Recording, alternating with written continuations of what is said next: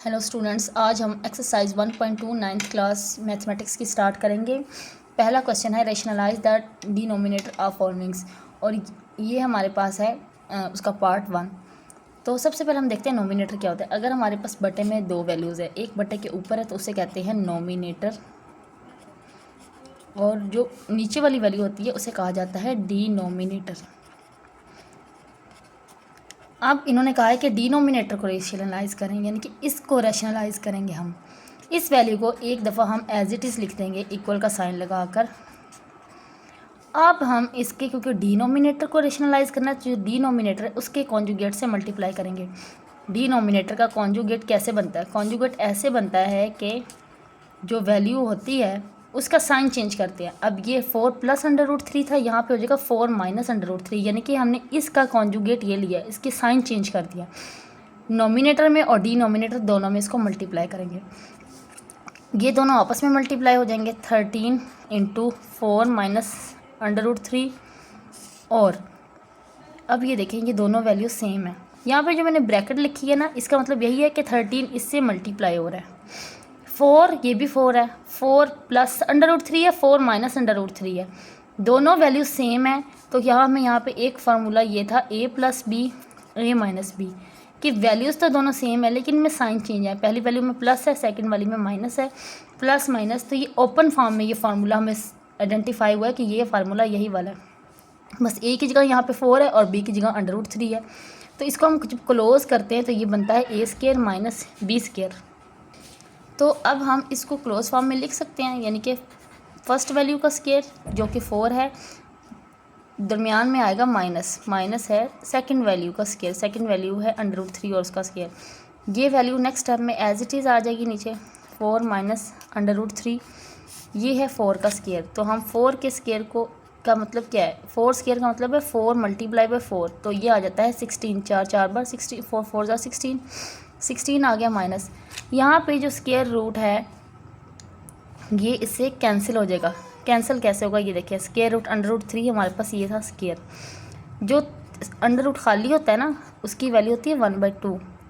तो मैं इसके बाहर 1/2 लिख सकती हूँ अंडर रूट को ख़त्म करके, और ऑलरेडी पहले से भी एक 2 था, उस 2 को भी लिखते हैं। ये 2 इस 2 से कैंसिल हो गया तो हमारे पास सिर्फ 3 रह गया। इस लिहाज से मैं यहाँ पे डायरेक्ट मैंने कैंसिल कर दिया तो 3 रह गया। 13 × 4 माइनस √3, 16 में से 3 को माइनस कर दें तो 13 आता है। अब ये 13 और ये 13 एक दूसरे से कैंसिल आउट हो जाएंगे और हमारे पास आंसर आ जाएगा 4 माइनस √3, और ये हमारा आंसर है। अब हम सॉल्व करते हैं पार्ट 2। पार्ट 2 हमारे पास है √2 + √5 डिवाइडेड बाय √3।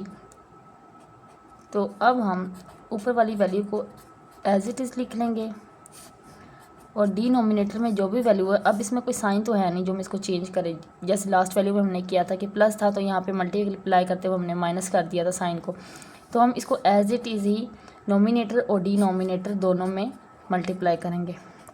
जब इसको इससे मल्टीप्लाई किया जाएगा, क्योंकि ये वैल्यू देखने में थोड़ी छोटी है तो हम इसको शुरू में लिख लेंगे और ब्रैकेट में ये पूरी वैल्यू लिख देंगे। तो ब्रैकेट का मतलब मल्टीप्लाई ही होता है। अब ये दोनों वैल्यू सेम हैं, हम इनको लिख सकते हैं √3 का स्केयर। अब ये वैल्यू है ये इससे भी मल्टीप्लाई होगी और ये वैल्यू इससे भी मल्टीप्लाई होगी। ये भी स्केयर रूट है, ये भी स्केयर रूट है। अब हम √3 को पहले √2 से मल्टीप्लाई करेंगे तो दोनों के ऊपर सेम स्केयर रूट है, तो हम उसको एक दफ़ा लिख के इसके अंदर 2 × 3 लिख देंगे, या आप इसी स्टेप में 2 × करके 6 लिख सकते हैं, प्लस 3 मल्टीप्लाई होगा अब इससे 5 से। दोनों के ऊपर ही स्केयर रूट था, मैंने एक दफ़ा ही दोनों का स्केयर रूट लिख लिया। और ये देखिए, जैसे मैंने अभी आपको बताया कि स्केयर रूट की वैल्यू 1/2 होती है, तो मैं √3 है तो और इसके ऊपर स्केयर भी है, तो पहले तो मैं ये स्केयर रूट की वैल्यू को अलग से लिखूंगी 1/2 मल्टीप्लाई बाई ये वाला 2 आ गया, तो ये दोनों काट के तो हमारे पास आंसर क्या रह जाएगा, यानी कि ये स्केयर इस स्केयर रूट से कैंसिल आउट हो जाएगा, तो रह गया है 3। अब अगर देखें 3 2 ज़ा 6 प्लस 3 5 ज़ा 15 डिवाइड बाई 3, ये हमारे पास आंसर है। अब सॉल्व करते हैं पार्ट नंबर 3। अब सेकंड पार्ट सेम जैसे हमने थर्ड पार्ट जैसे सेकंड पार्ट किया है उसी तरीके से सॉल्व होगा। पहले हम इसको एज इट लिख लेंगे नीचे 2 - 1 इसकी √5। ये 5 में कोई सेंटर में ये 2 वैल्यूज़ हैं नहीं कि इनका साइन हम चेंज करें, तो हम एज इट इज़ √5 को नोमिनेटर और डिनोमिनेटर में मल्टीप्लाई कर देंगे। ये 5 स्टार्ट में आ जाएगा और मल्टीप्लाई हो जाएगा इस पूरी वैल्यू से √2 - 1। दोनों सेम हैं, हाँ 2 दफ़ा हैं तो हम लिख सकते हैं कि 5 √ का ये स्क्वायर है। 5 को इससे मल्टीप्लाई करें, ये जो वैल्यू है जो बाहर होती है ब्रैकेट से, ब्रैकेट के अंदर वाली सारी वैल्यू से मल्टीप्लाई होती है। तो ये वाला जो 5 है ये मल्टीप्लाई इससे भी होगा और 1 से भी होगा। तो जब ये 5 इससे मल्टीप्लाई होगा तो हम इसके साथ लिखेंगे 5 × 2 माइनस ये जब 1 से मल्टीप्लाई होगा तो हम लिखेंगे 1, और ये कैंसिल हो गया इनका आपस में, 5 ही रह गया। अब 5 × 2 = 10 √10 हो गया, -5 × 1 = 5 और /5। ये हमारे पास आंसर है।